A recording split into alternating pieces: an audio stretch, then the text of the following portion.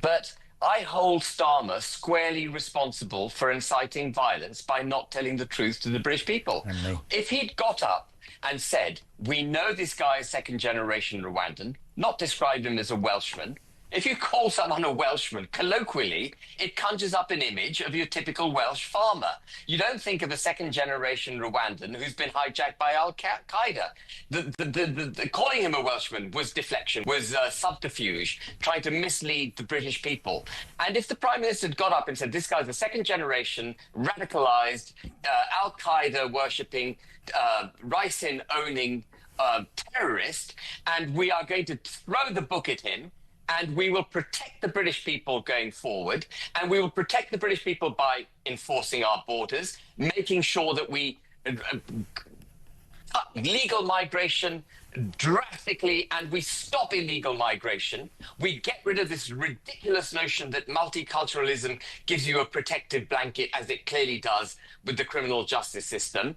Get rid of that notion, and none of this will be allowed to happen again. The British people, looking at that, would have been so comforted, there wouldn't have been any protests. But it's really interesting. I think, actually, I completely agree with you, but actually going on a further point is, not only do I think he's responsible, but I think I really believe that he was terrified. I think he didn't do it as well because he thought, they'll all have a go at me about illegal migration, and I'll have to deal with that issue. And I'm convinced that he is terrified of losing the Muslim vote. I don't care what anybody. I think that's why there isn't and hasn't been a rape gang inquiry, though there is one now in Southport. That's a disgrace in itself. He stands there and pontificates about protecting our children, Ben Habib, and won't have an inquiry into the rape gangs because he knows those areas and he knows how that. I think he's in big trouble. I say it every day, not big.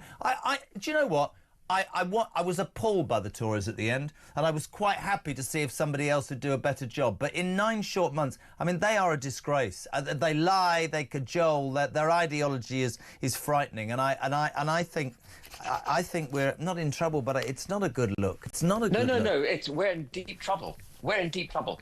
To deflect now and say that it's all down to the fact that this chap could get hold of a knife. I mean, for goodness sake, it's got nothing to do with whether or not you can get a knife. I can pick up someone's kitchen knife as I go through their kitchen and go and do damage with it. It's to do with the individual, how he was radicalised, why it is we have people like that in this country.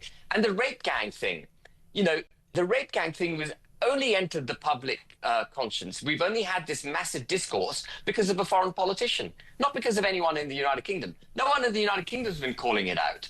No one in any mainstream party